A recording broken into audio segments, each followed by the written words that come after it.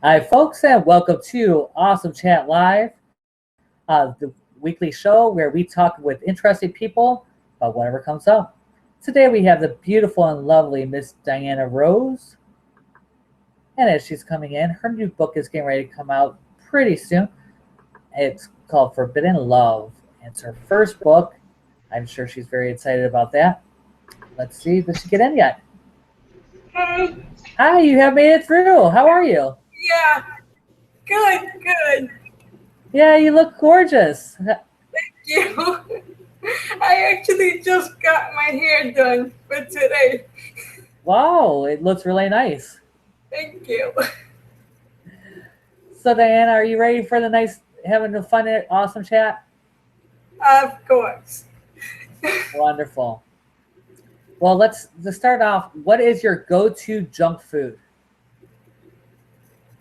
What is my go through? Um,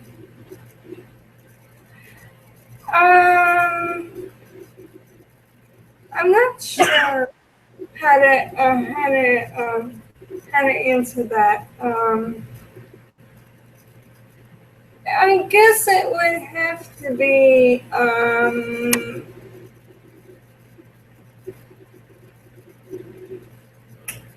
not sure. No, not sure. Could You like- you rephrase it? yeah. What is your favorite midnight snack? Oh, in that case,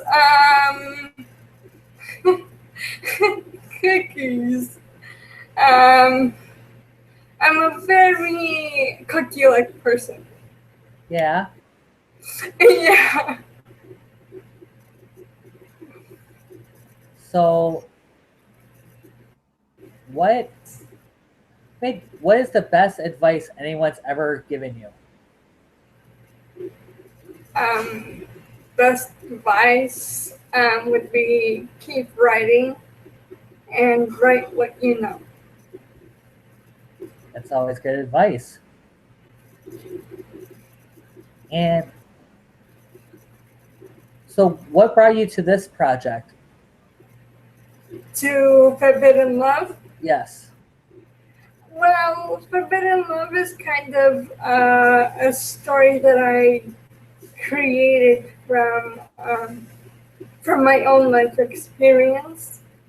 Um, well, it's not from my own experience, but it's from what I saw in my family. It started with my grandparents, who I saw how they fell in love and how they told their story to me countless times, and it was very touching to me how throughout the years they have been together for 63 years, and not it was basically they haven't fought, they haven't raised their mother. It was so touching to me, so romantic. So my grandmother used to say that when my grandfather turned 90, and we went to a restaurant, and she stood up and she said, "He is my husband. He is um, my angel. He is my doctor. He is my lover. He is everything to me, and he's a very kind and gentle person." And that really touched me. And I started writing this book a while ago, a really long time ago, and I want to dedicate it to my grandparents, because their love story actually brought me to this book, and it brought me to a point where when I finished the book, I didn't want to end the book. It was like, where do I go from here? Like they're already married. They're they're having a kid, they're doing this. And I was so sad to let the characters go that I automatically started book two. And that's how it turned into a series, which is now, through my years of researching publication, is going to be published. I'm so excited. So, with which publisher are they publishing Forbidden Love? Across Genres Publishing House. That's with Tammy Jurgens and Scarlet Storm. Wonderful. Wonderful. So, what is the best part about being an author for you? Best part of being an author? Well, I would have to say my readers. And the reason I say that is because I tend to try to make my readers my friends, where it's not like, oh, I'm this big author and you have to buy my book and all this. It's basically me encouraging them to go into their own writing goals, and being able to relate to me as a person and not as an author who, as we all know, Daniel Steele and Nicholas Sparks, and they have all this fantabulous, all this people reading their books. They have thousands of books and movies and all that, but their readers are closed off to them. It's like I would pick up a book, but I wouldn't be able to contact them and speak to them about it. It's like I would feel scared to, maybe their lawyers wouldn't let me, maybe this wouldn't let me. But this is kind of something that I want to create. I want to create this comfortable atmosphere where my readers turn into my friends. And it's very humbling to know that my readers support me in a way where everything that I'm going through as an author is part of is getting their support. Is not like I'm this author and you can't talk to me until my book is published. You know what I mean? It's like I'm telling my story as I'm going. Yeah. It's not a big secret that I'm looking for a publishing agency. It's not a big secret that I got a contract with Across Genres Publishing, and it's there to motivate them. It's there to show that I'm there on their level, and I'm trying to show and create this whole atmosphere where I, as the author, am a person and not a machine that creates books. You know what I mean? It's like... Yeah, I have great clients that get a book a month, can churn out a book or 2 books a month. And I'm like, how do you do that? It took me 5 years to write my book, and I decided I wasn't even gonna publish it.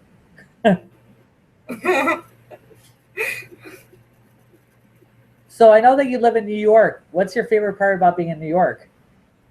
Being in New York, I would say the Macy's Flower Show. Yeah. I go there every year with my mom, and it's a big event that we have in New York. It's where the Macy's store. It's a clothing store, so they so close, and they create this event where they bring in artists who work with flowers, Okay. a flower arrangement artist, and they um, decorate the whole store with flowers. I mean, basically, you just walk into that store, and it's like filled with flowers and different arrangements and all that. It's beautiful, and every year they change the theme. And if you saw my little avatar on the thing, Uh-huh. it's from the Macy's Flower Show. They had one year Rapunzel as the theme. Okay. Had the little the cone of the store. They had it decorated as the tower of Rapunzel's tower. It was so beautiful. I was so pleased. This year they had Secret Garden. Last year I went. I didn't go this year, but last year I went. They had a Secret Garden where they made this woman. It had 2,000 roses. Wow. The dress was her dress. It was a mannequin, and it stood with 2,000 roses, and it was composed of the dress. It was beautiful. I have a picture of it, Sounds pretty. and it's the most beautiful thing I ever saw in my life. I mean, there are other things that I like about New York, but this has to be the one that I would pick for a story. Well, being a young adult author, what other authors inspired you? I would have to say that I read a lot of Alison Noel, her series, the Mortal series. I loved it, and I actually contacted her, and we spoke about how I can get into publishing, and she actually gave me a few suggestions and all that. Um, the other one would have to be Christy Cook, if you know her by her Winter Haven series, where it's vampires and they fall in love, and the main character is a vampire and a girl. Like it goes into that. Uh, um, I read other such type books. For example, I am reading this one right now. Okay. That is just about this woman that she kidnaps a prince, Oh wow. and they actually fall in love. And like in the middle of her being his captor, and it's kind of like they feel this attraction, but they can't be like together at the point where they want to be. But I have a strong feeling that they'll end up together. I have a feeling they will too. Yeah, I love happy endings though. Yeah, a good happy ending is always good. I enjoy a good happy ending. So, what is your favorite fairy tale? Fairy tale. I have a lot, but my I'm very into Disney. I'm very into Disney, and my favorite from him would have to be Cinderella.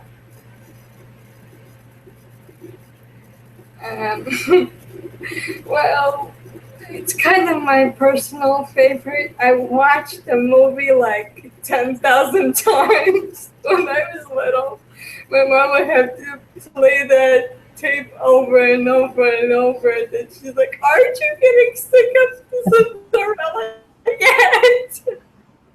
And then we would have to find something else that I ultimately watched 10,000 times before I actually put the tape down. But Cinderella would have to be my most favorite one. It's a pretty movie. I have to agree with you. It has to be in the top 5. Although I have to go with Aladdin. It's Aladdin. Oh yeah. Oh yeah. A whole new world. I love that song. If you look at Alan Menken's promo disc, I'm on it, singing Whole New World. So it was fun. I was supposed to audition for Lion King and ended up not doing it. So, oh well. So in closing, how can people get a hold of you? How can people get a hold of me? Yes. Well, I have a Facebook page. It's everything that relates to my book and information about my characters, and also I'm partly on Twitter. I don't really go on there as much, but my Facebook page is the more thing that I go on more frequently. I write posts about my characters, descriptions about their personalities on there. Besides the fact that I tell about my author journey type of how I'm publishing and all that, I also do a little like into the book, like create this world for people to see who my characters are, who their family is, like all that kind of stuff. I'm working on PDF format slides. Okay. Oh boy, the rain is it's raining here, so. Oh, that's fun. Um, and I'm planning to put it out really soon. I'm describing my families, so it's basically like my my families from my kingdoms. Well, that'd be So cool. it would be like my main character's family and who their kids are and like everything in composing that. Also, I have a blog that I thank you for getting me into it again. And what's the address for the blog? How I don't really use it that often, but I go on there. And recently, I had a guest post that I posted on, that I did for Allison Beckett. Am I saying her name right? And and she asked me to do a guest post on publishing. Wonderful. So I put it on there. but I'm mostly on my author page.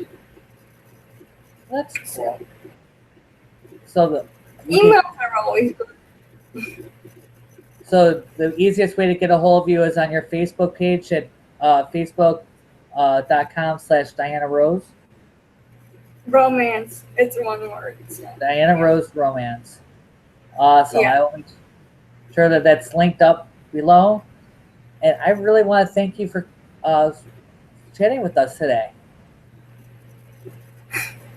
I've been preparing for all this, and then you just sign me off. No, it's just funny because I thought you'd have more questions. More questions? We talked about the book. Yeah.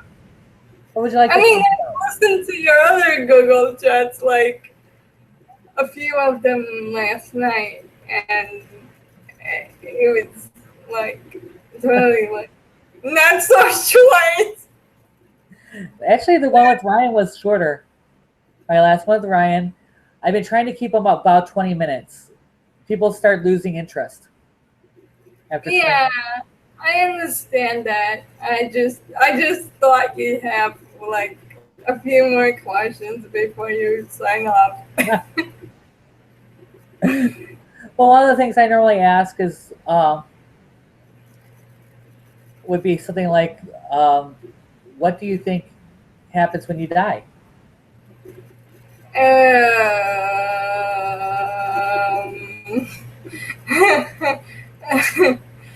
Okay.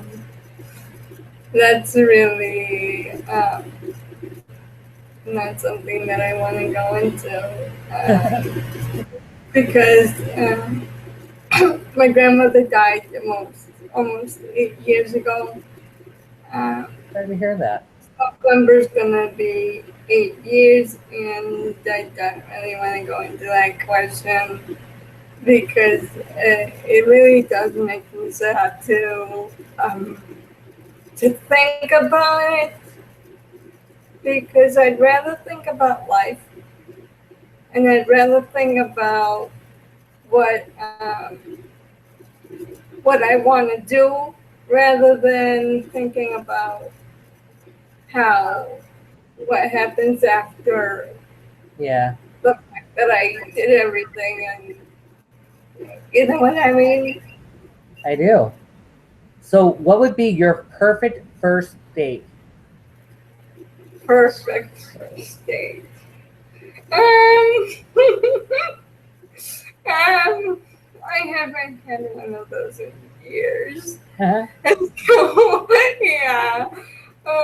Perfect first date would have to be something romantic. Moonlight walks on the beach, maybe. Holding hands. That I would have to.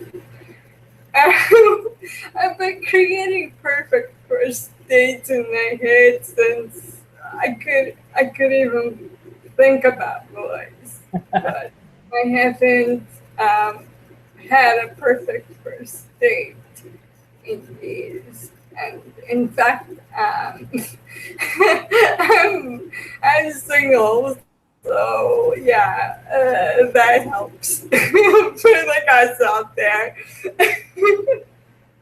So, are you a chest or a butt woman?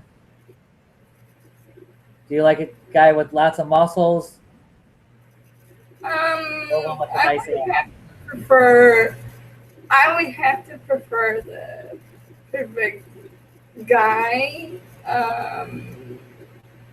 Would be someone who is gentle, kind, romantic, and treats me well, rather than looking at looks for for compensation, like, oh, he's gorgeous, I'll go out with him. I mean, I've done that before, and it didn't turn out well. Let me tell you that much. I'd rather have someone who's taking care of me rather than someone who looks good. Yeah. Somebody with a good heart. I could see you being a hopeless romantic. I am a hopeless romantic who can't find a boyfriend for years. And it's amazing because, yeah, I don't, looking relatively good, I would have to say. Why do guys never, like, look at people's hearts and look at their, their outer looks? I would say that you were a very wonderful person, and the right guy is coming to you any moment now. And I wish that was true. I want it to be true. So, yeah. It is true. I also want to, say something. I was actually thinking, I wrote in my guest post about a person that helped me edit my book when I first was writing it. Her name is Susan Edney. She's a professor at Kingsborough College, and she's really been great. She always encouraged me to keep writing. Her favorite phrase whenever we would talk is keep writing, and that really pushed me to write. And also, I have a friend who actually got me into writing. She's in Georgia now. She works as a doctor in a hospital, but we talk. We don't talk as much, but we talk. And she always told me that that I should write because my ideas would go easier on paper, and I feel like I should mention her as well. Give her a little of my fame, so to speak. Her name is Irina Danyachenko, and she's a doctor at a hospital in Georgia. She she actually got me into writing when I was 12. She told me, you know what? Your ideas need to be put on paper before you forget them. So that's where I started writing, and I loved it so much that I can't stop. Yeah, once you start, you really can't stop, can you? Yeah, that's true. I can't. I literally, it helps with everything, with stress, with getting my ideas out on paper. It helps because sometimes I can't even speak. Like, I can't say the things I want as good when I speak rather than when I write them. Yeah. It really just it just came into this where my writing is my primary source of communication with people, because it feels like if I call somebody on the phone and say happy birthday, and I don't know what to say after that, but if I write them an e-card or just a personal email, it feels better because I know what I want to say, like what I want to wish them, and it feels like I'm doing what I love in another way, but still doing what I love. It makes perfect sense. And that's what's really important with life, is to do what you love. Wouldn't you say? I really want to do this full time. I mean, become a full time author. And I really hope that that happens because I don't imagine myself working from 9 to 5. I imagine myself getting up late and going to bed at 3 and then getting up late and then started writing right away. That's just, I don't imagine myself becoming this morning person where I wake up, drink my tea, and and get on with my day and work like it feels like my creativity would go to waste if I started working like normal people. I don't consider myself normal in that respect. I'd rather have it where my writing was famous and I'd be somewhere, on the beach with my laptop.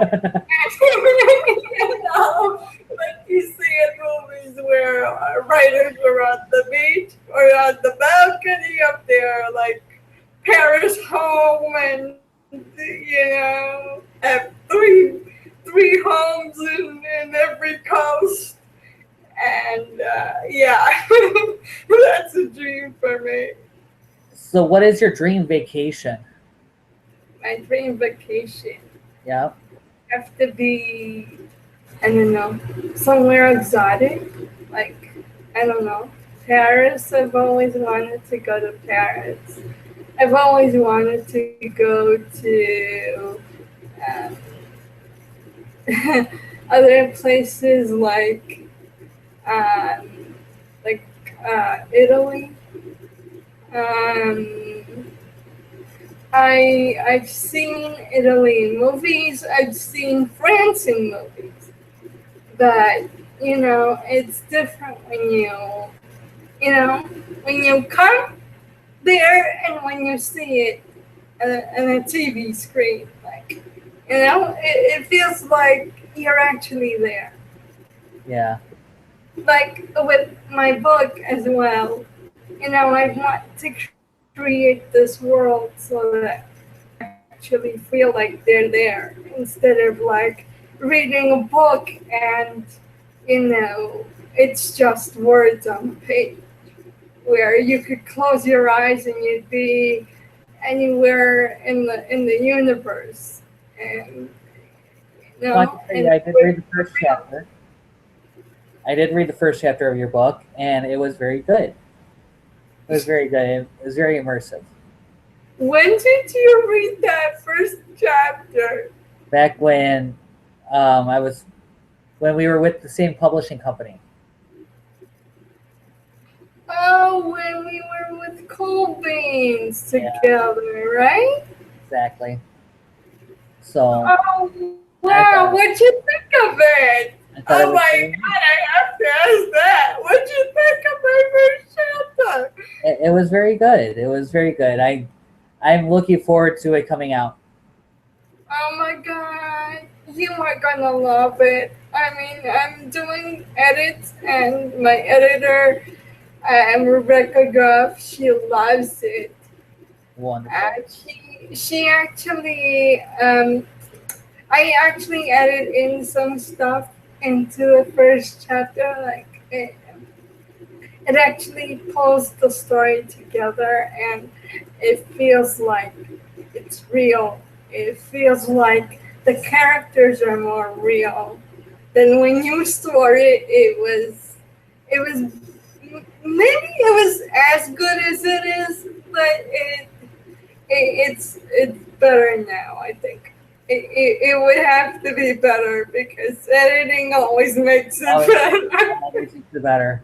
Always makes it better. All right, sweetie. I'm gonna let you go. You have a wonderful day.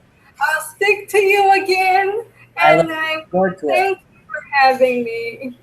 Thank you for I'm very happy to see you, and I'm happy that we could talk, and I'm happy you love my book. And also, I hope that you'll get me on back again when my book gets published so that I could actually show you the physical copy of the book. I'm waiting for that moment. It'll be a beautiful moment. On camera. You know, this is my book.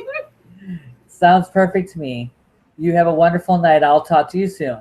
You too. All right. I'll talk to you soon. Bye-bye. Bye.